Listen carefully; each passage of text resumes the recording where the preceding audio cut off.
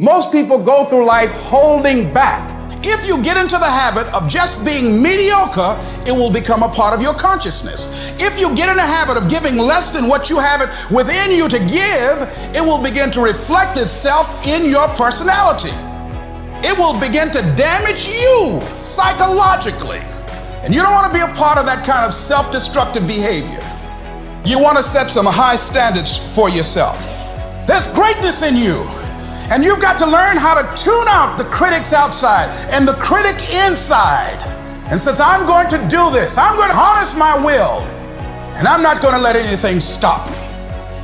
It's very important that you engage in an ongoing process to develop you. Spend more time on yourself than what you've been spending. Working on yourself, talking to yourself, overcoming the negative conversation, that inner dialogue that's going on all the time, even when you don't want it to be there. You can't stop yourself right now from thinking. You can't do it.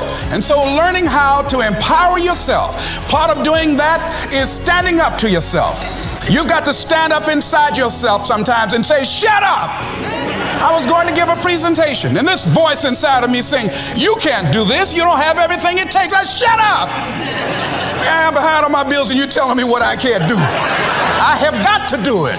You'll get scared sometimes. Your mind will go blank on you. Some people you will allow to unnerve you, and you wonder, what's wrong with me? I'm not crazy. That's why you've got to learn to make a conscious, deliberate, determined effort to stand up inside yourself. Working on yourself, watching that inner dialogue, it will determine the quality of your life.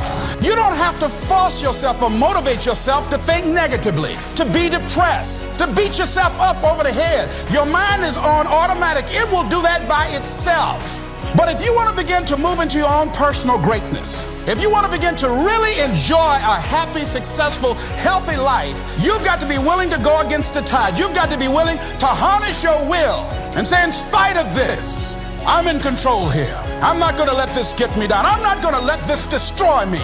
We have two primary choices in life. We can either accept conditions as they exist, or we can take the responsibility to change them.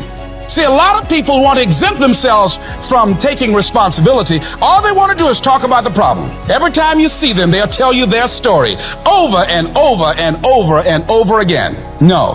You want to take responsibility for your life. I got me here, I can get me out of this. And I'm getting out. I'm not going to be a volunteer victim. A lot of folk won't let you forget what you used to do or what you have done, what mistakes you've made. All of us have made some mistakes in life. All of us have done some things that if we had them to do over again, we wouldn't do it again. A lot of things that if I had it to do over again, if I knew then what I know now, I would have done it differently. Well, it didn't happen that way. Oh, you don't want me to live that down? How you want to keep on putting that in my face about what I did? Guess what? I'm not interested. That's what I did then. Won't do it today, so you're picking on an innocent man. You've got to develop a sense of urgency. Aurelia said, stop living your life like you have 1,000 years to live. In life, you're either here today and you're gone today. If there's something that you want to do and you can't do it all at one time, do just a little bit of it. I like what Robert Schuller says. He said, by the yard it's hard, but inch by inch, anything is a cinch. Do just a little bit of it.